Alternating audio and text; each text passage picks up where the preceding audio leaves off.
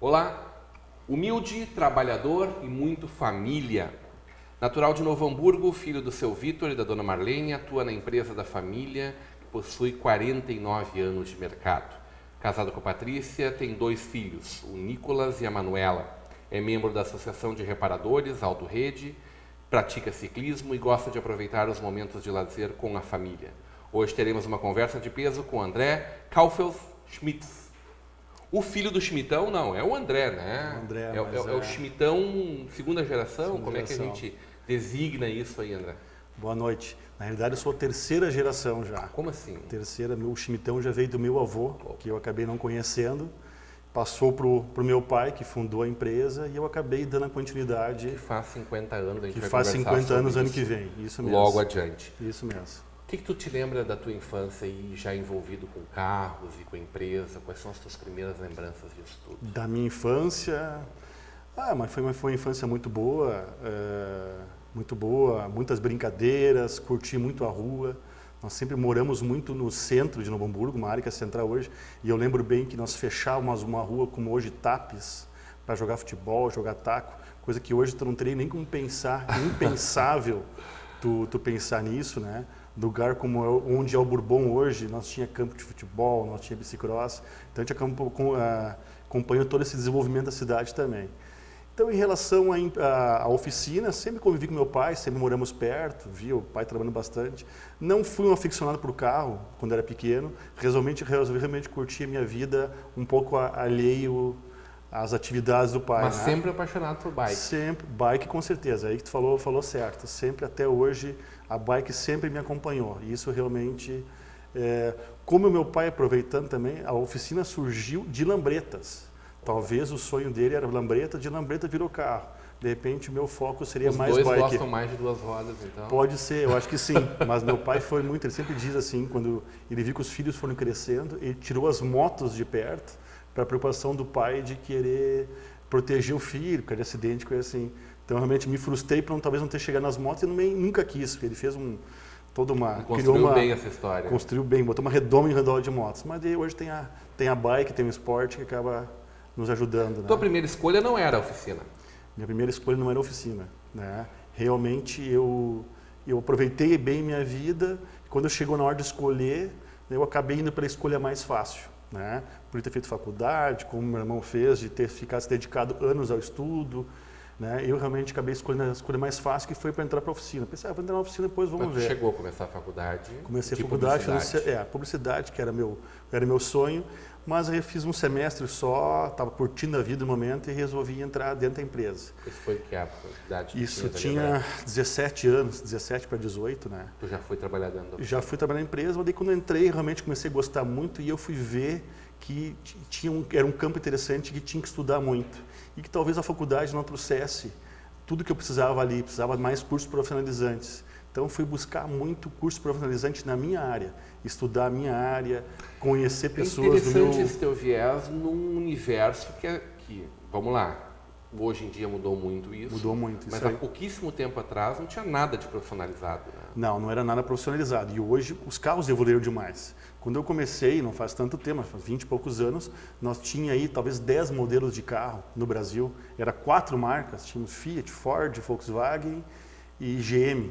Hoje nós temos 30 marcas, 30 modelos em cada marca, né? Então é infinito. Então hoje tu tem que entender de informática, de eletrônica, mecatrônica, engenharia, ampliou muito. Então realmente eu entrei nessa parte já com vontade de ter conhecimento, né? Teu mecânico entende que ele é muito mais que o mecânico? Tem que entender. Eles têm que entender e hoje tu tem que realmente moldar uma pessoa, tem que ser uma pessoa estudiosa, uma pessoa Hoje tu não calma. enxerga mais graxa numa oficina mecânica, né? A graxa vai estar lá, mas tu não pode mas ter, ela não tá no tu chão, não né? pode ter a graxa no chão, tu não pode ter a mão cheia de graxa, tu está lidando com componentes, com carros, com bancos, cores claras, tudo, né? Então a gente tem que moldar. Infelizmente, profissionais das antigas hoje pouco teriam nesse mercado, né? Então as coisas estão realmente mudando. Oficinas hoje pode ser, tem algumas que se parecem com um hospital, com um salão de beleza. Tem que ter todo um cuidado, porque hoje o carro é um patrimônio muito valorizado. Não é por nada que o carro no Brasil é o dobro de um preço de um carro em outro lugar, porque o carro é valorizado pelo brasileiro, né? A nossa cultura é essa. Cultura é essa. E hoje até a pesquisa essa semana mostra que o nosso problema não é só o imposto do carro. O pessoal, as montadoras colocam o valor que eles acham que tu pode pagar. Então a gente paga muito mais porque eles sabem que a gente vai consumir. E esse é o nosso grande problema. Nesse custo absurdo que é o valor dos carros hoje, que eu acho realmente absurdo, né? Quando a gente vê esses carrões nos Estados Unidos, são 3, 4, 5 vezes mais baratos. Muito mais barato. Que aqui. Nosso TE. E não só Estados Unidos, vamos falar de Argentina e de Uruguai. O nosso carro aqui está fabricado aqui, exportado para lá e é vendido muito mais barato lá do que aqui. Tá entendendo? E o que eu penso em relação à crise também hoje em relação a carros? Hoje os caras têm um estoque lotado de carros, mas para eles não é negócio, eles podiam muito bem tentar torrar os carros. Mas como eles têm uma margem tão grande, eles preferem deixar parado um ano, porque se nós baixar agora, nós vamos ter que baixar para o resto da vida. Já em compensação, o mercado de carros de alto valor nunca teve tão aquecido. E esse público continua consumindo bastante, né? Que crise é essa, então? Nesse ramo aí, olha, esse ramo é...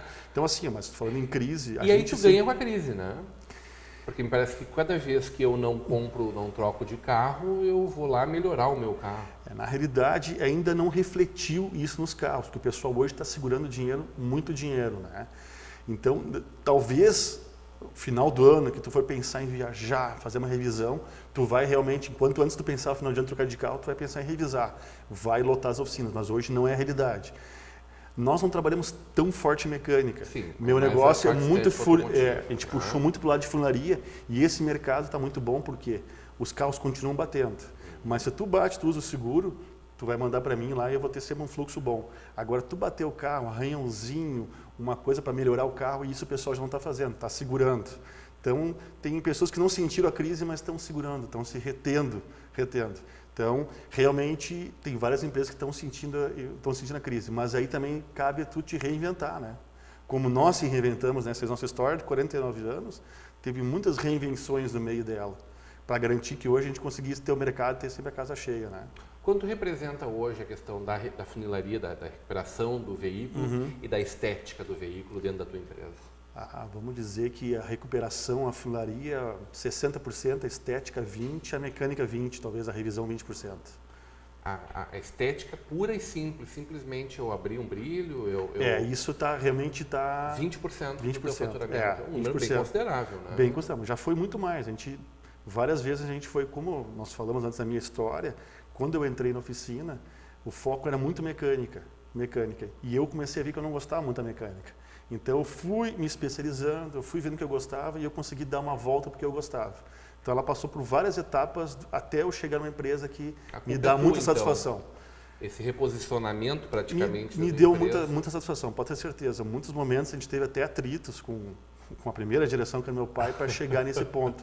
Mas hoje mostra que deu certo. Essa nossa mudança para a parte de funilaria deu realmente bastante sucesso, né? Passamos por personalização, foi muito importante, nos deu um conhecimento a nível nacional também, em certo momento, mas o mercado muito complicado no Brasil, então a gente realmente fomos deixando, né? O Schmittão hoje não participa mais do dia a dia da empresa. Não. Ele vai te visitar de vez em quando. De vez em quando vai lá dar uma olhada. Quando ele vai, então, ele gosta do que ele vê. Ele está convencido que essa guinada foi importante. Foi boa. O negócio de vocês. Ele me aconselha, trocamos muita ideia, eu gosto que ele faça, que ele saiba o que está acontecendo, sabe? Isso é importante até para a pessoa dele mesmo, né?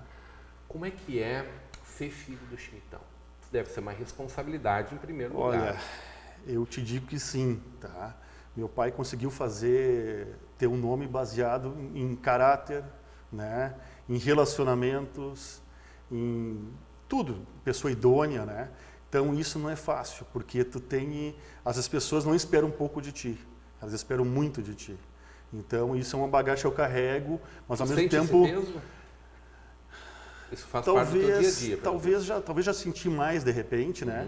Mas hoje eu vejo que sigo uma linha muito boa, que dá muita satisfação para mim, muito prazer, e a linha certa, que é a educação que a gente levou, só tem uma linha a seguir. Mas é muito bom, é muito mais fácil tu tendo uma linha, uma pessoa a seguir, muito mais fácil, muito mais fácil, me ajuda muito, né?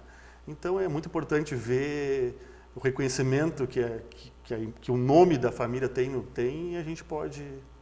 E teu pai é um visionário. É um visionário, aí isso é uma coisa que acaba dando controvérsias na família, mas é um visionário, ele é uma pessoa que pensa muito no futuro, tem muitas ideias muito grandes para a cidade, coisa assim, só que ele visionário às vezes não pensa tanto na dificuldade de fazer as coisas, né?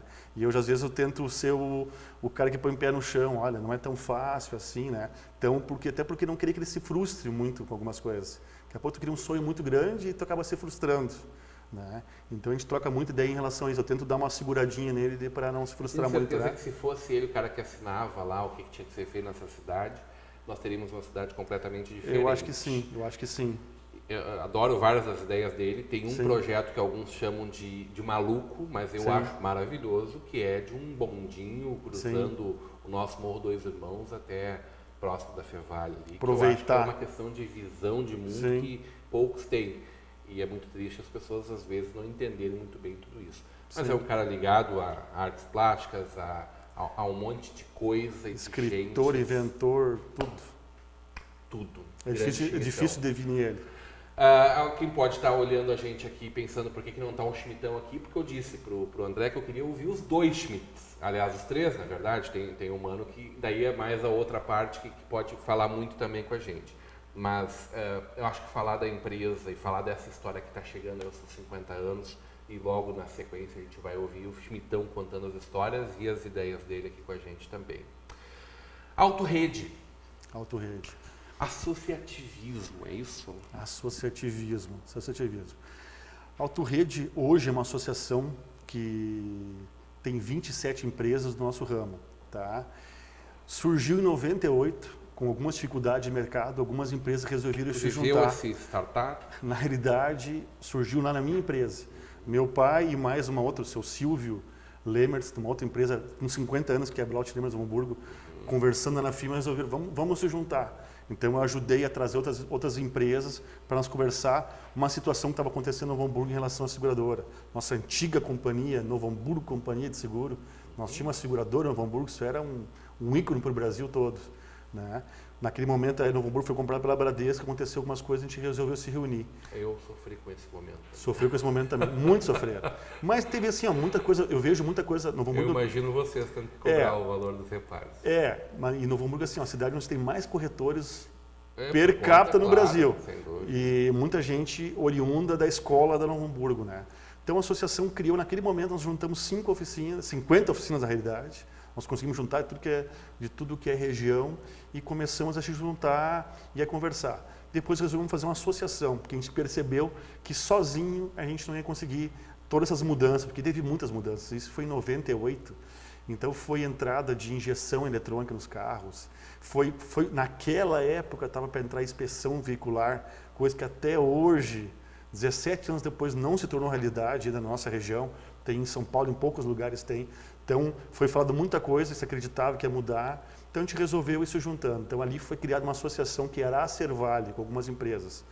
Depois, essa Servale acabou mudando com o apoio do Sebrae, mudando para núcleos de empresas, que se criou Nera. E depois, com o apoio da Fevale, nesse caso, mudou para Autorrede, se juntou uma associação.